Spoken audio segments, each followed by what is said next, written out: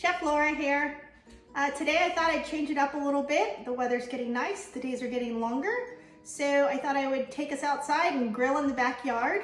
I'm gonna grill a flank steak here. Then I'm also gonna make one of my favorite sauces to go with steak, which is chimichurri. I know a lot of you guys are familiar with it and like it. Then I'm also gonna serve my flank steak with some queso fundido, which means cheese fondue in Spanish. And I'm gonna use a Oaxaca cheese that I was lucky enough to find at the grocery store. And so let's get started with ingredients first. I started with my flank steak and I did marinate it for about 6 to 7 hours. I used a generous amount of pepper, granulated onion, granulated garlic, and the secret, don't tell anybody, is soy sauce. No salt, soy sauce. Then we're gonna start with the ingredients on the chimichurri sauce. You will need cilantro and parsley. You can use regular parsley or flat leaf parsley, doesn't really matter which one. You will need some fresh onion. This part you can omit, a chili pepper if you'd like. This is a serrano. You can use a habanero or a jalapeno, and also cracked red chili flake, which is the stuff that you sprinkle on your pizza. That works really well too. Some fresh garlic cloves, a little bit of salt and pepper. Then we are gonna need some extra virgin olive oil, about a half a cup. Some red wine vinegar or apple cider vinegar. I'm using about a quarter cup. And then for the queso fundido, again, we'll use the Oaxaca cheese. I am going to fire roast some poblano chili peppers, which are some of my favorite peppers. They have the most flavor. And then we'll use a little bit of diced onion and a little bit of diced garlic and salt and pepper to make the cheese fondue as well. So key thing to remember for your steak is turn your grill on and let that go on high for about 20 minutes or so, because you want that grill to get really hot and to burn off anything that might have been left over from the last time you used it. And then also you want to take your steak out and you need to let that rest at room temperature for at least 30 to 40 minutes so that you get a nice even cook throughout the steak. Okay, so I went ahead and added all of my ingredients for the chimichurri. Again, it's cilantro and parsley. You don't really need to bother to chop anything up because you are going to be pureeing everything.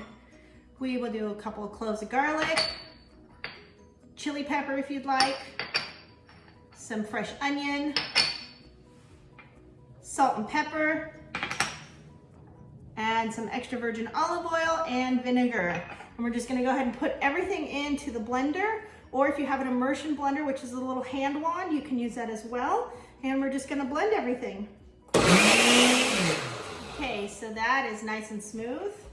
We're gonna give it a taste. We may need to adjust maybe a little oil or vinegar, maybe a little salt and pepper.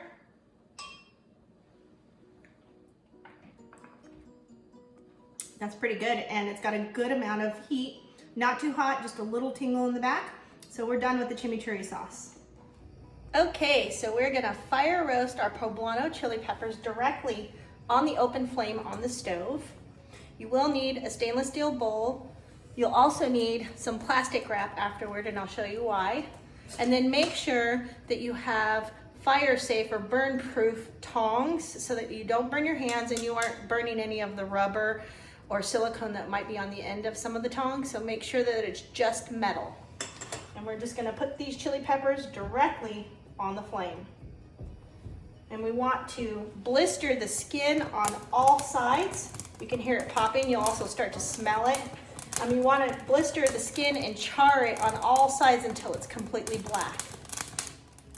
Okay, and my peppers have been roasting on the open flame for about 5 minutes now. And I keep turning them to make sure that I'm getting all of the sides evenly. You will see it is very charred and blistered, but that's exactly what you want. Then you need to just put them in a stainless steel bowl.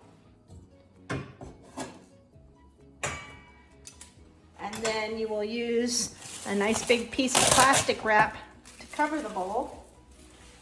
I'm using the cling wrap stuff that creates a nice seal across the bowl.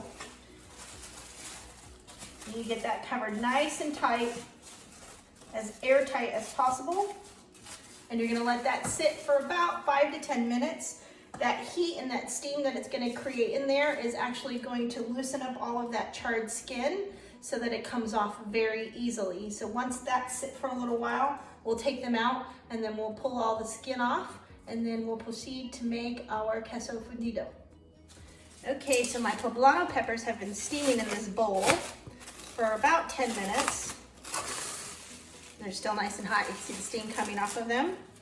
And then the easiest way to clean these is to use some paper towels. I also recommend using some gloves. The poblano can be a little on the spicy side, but we're going to show you how to remove that so that it's not too spicy for you.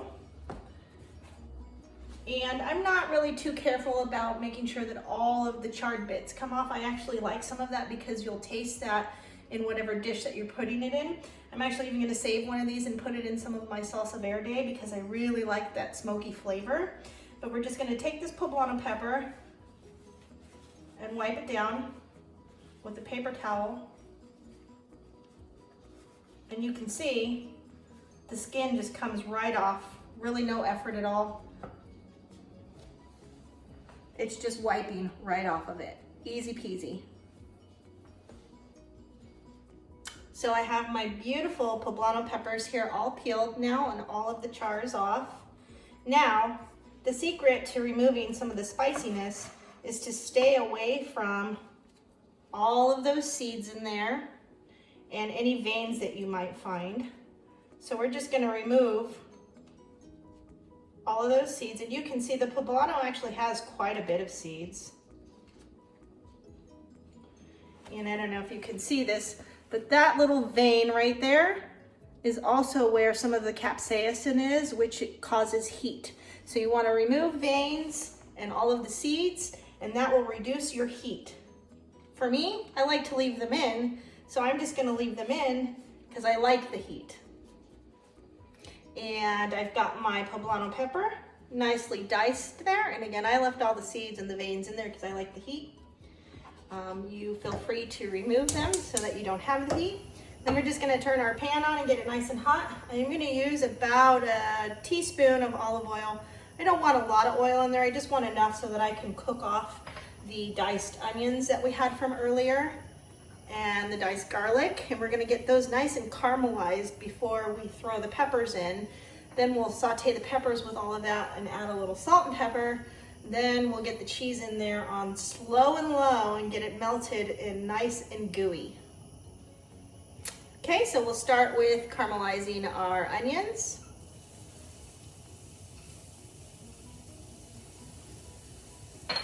We're just gonna let that go for about 3 or 4 minutes on medium heat, and then we'll add some garlic in there.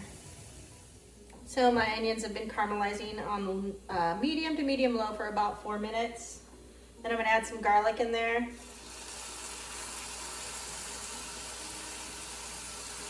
We'll just saute that for about a minute. We don't want the garlic to burn. And my garlic's been sauteing in there for about a minute. Now I'm going to add my poblano peppers in there.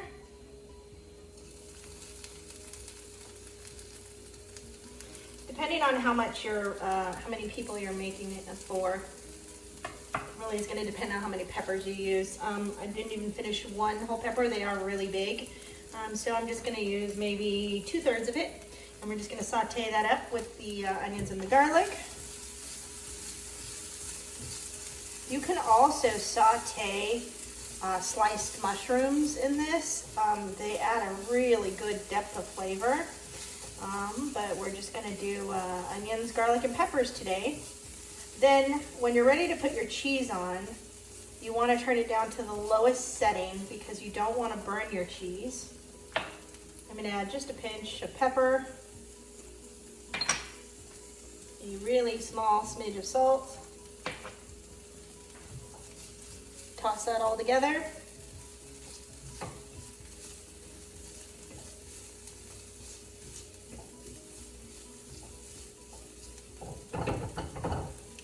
And I shredded my Oaxaca cheese. And again, remember, mozzarella is probably the closest to it. A part skim mozzarella, not like a fresh buffalo mozzarella, and or you can use jack cheese. This is about 1.5 cups, 2 cups of shredded cheese. And I've got my stove turned all the way down to the lowest setting, and we're just gonna add our cheese in there.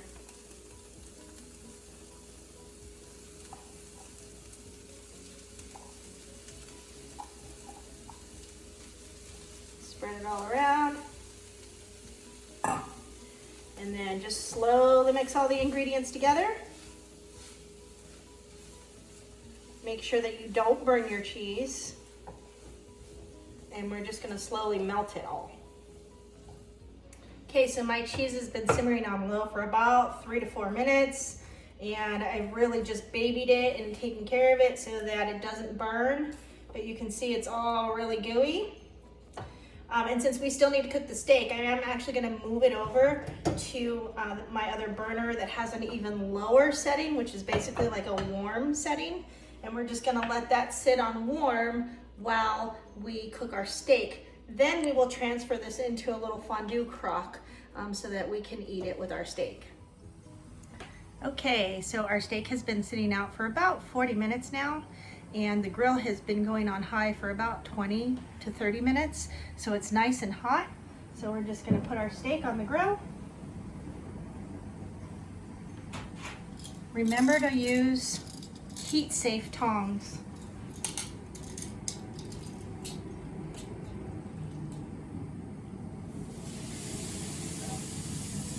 And we're just gonna get a nice sear on that before we turn it.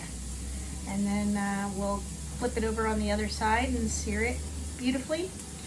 And then we'll have some really good steak for dinner. So that's been grilling for about 5 minutes on high. And to get perfect grill marks, I'm just going to turn it about 3/4 of the way to get a beautiful grill mark on the same side. And we'll let that char for another 5 minutes or so, and then we'll turn it over. And my steak has been going for about 4 or 5 minutes. And the key to perfect grill marks is don't move your steak once you've put it down.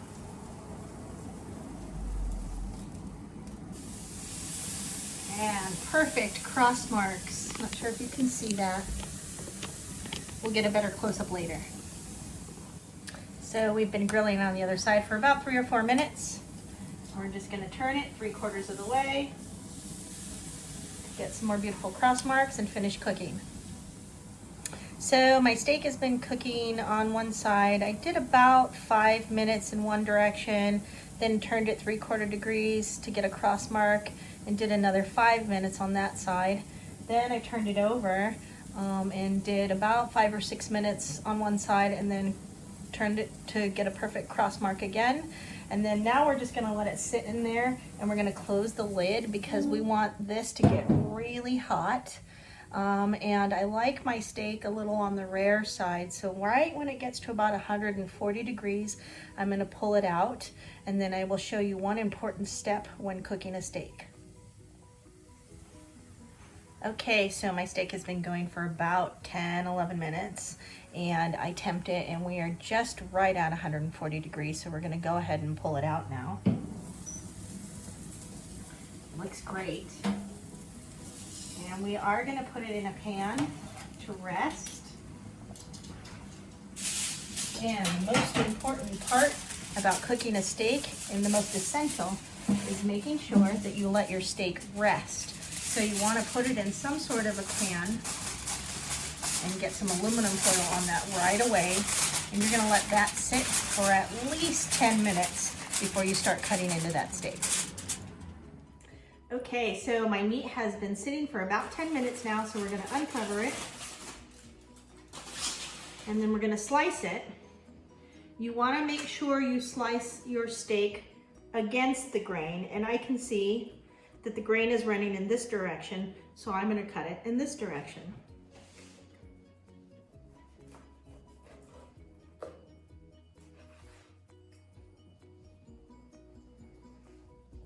And my steak is nice and beautiful, pretty medium rare to rare on the inside. I've got my little cheese fondue going on a little mini tea light candle there. So I'm just gonna plate my steak. The cheese fondue and the steak both go really well with warm flour tortillas or corn tortillas or even some corn tortilla chips. I like to do tortilla chips with the fondue just because it's a nice little easy scoop. That's really good. And then we're just gonna finish off our steak with some beautiful chimichurri sauce. And dinner is served.